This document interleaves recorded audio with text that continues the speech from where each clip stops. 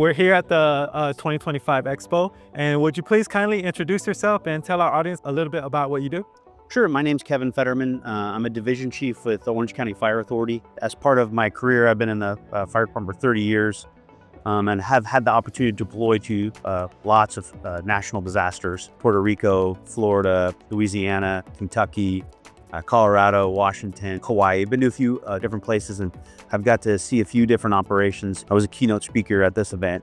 And so I've had a few opportunities, and this was a good opportunity to meet with a lot of other partners in search and rescue and other folks in disaster response. Just a great opportunity to collaborate, really. Yeah, okay. So in these last few years of seeing disasters happen, has anything surprised you?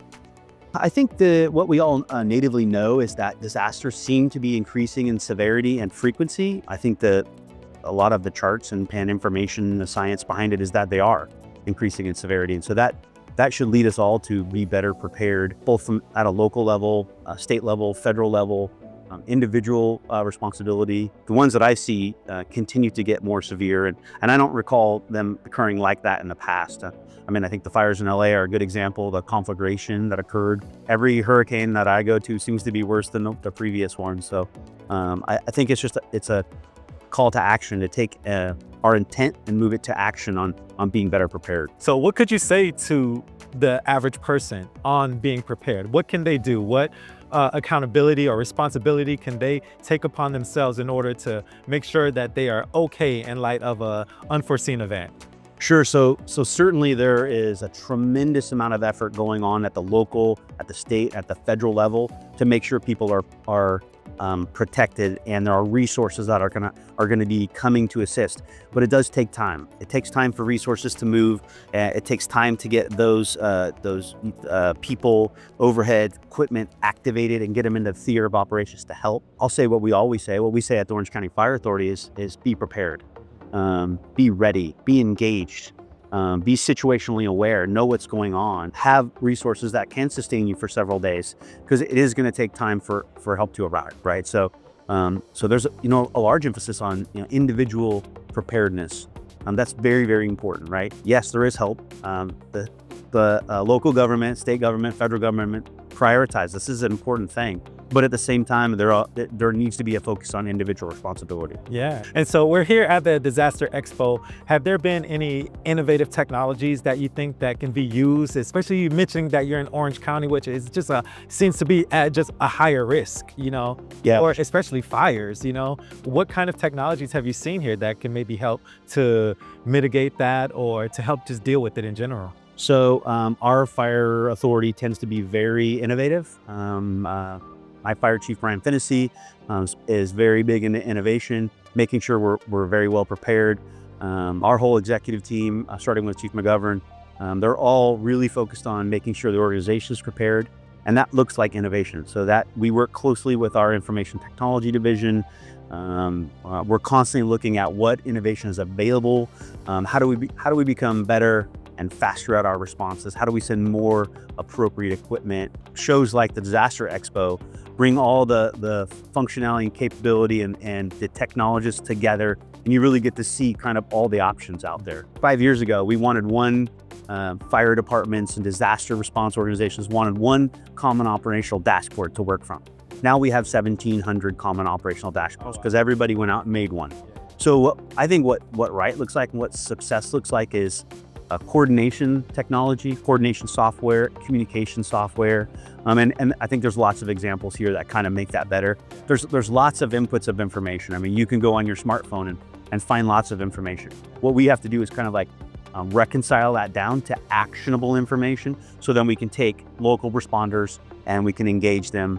We can support with state and federal resources, and they can all be coordinated and not working in silos, if you will. So is that something that needs to be prioritized, in light of our current circumstances? I think it does, and I think it is. We all need to have this continuous improvement mindset, right? Your business, my business. Yeah. We have to be ensuring that every time we respond to a disaster, when we get back, we're looking at how can we do that better. Yeah. Organizations, local, state, federal, need to be looking at that. How can we do operations better? How can we be more efficient, more coordinated? And I think there is an effort to do that. but it needs to continue, and we need to focus on that. We're at that space and time where we can be better at what we do. It's largely decisions too, right? So is there anything that you would like, again, the average Joe citizen to know when it comes to being ready for disasters? Is there anything you'd like to say to them? What I would say is, local, state, federal governments are working together. There's a tremendous amount of effort that occurs to make sure there's a coordinated, timely response. And, people need to be engaged at their own level. They need to be individually responsible and stay informed. Talk to their elected officials, prioritize disaster preparedness, response, and recovery. I think we all know that disasters are increasing in severity. I think the science is there, severity and frequency. And so it just behooves us to be better prepared. I heard a quote yesterday. I'm just going to repeat it. It's like, in the event of disasters, you don't rise to the level of your expectation, but you fall to the level of your preparedness. And that's true. And, in a lot of cases, one of the quotes that I like to use a lot is, what are you going to do on Monday? Meaning, we've had a lot of professionals that were here, a lot of people coordinating and collaborating. Now, on Monday, how do we take that intent and turn it to action, right? That's what is everybody going to do on Monday? What are the individual homeowners and the residents? How are they going to change their perspective and be better prepared? How do local, state, federal governments this week, how do we be better prepared? And I think we just have to put a focus on it and continue to shine the light on it, continue to have the conversation. There are lots of opportunities to do better.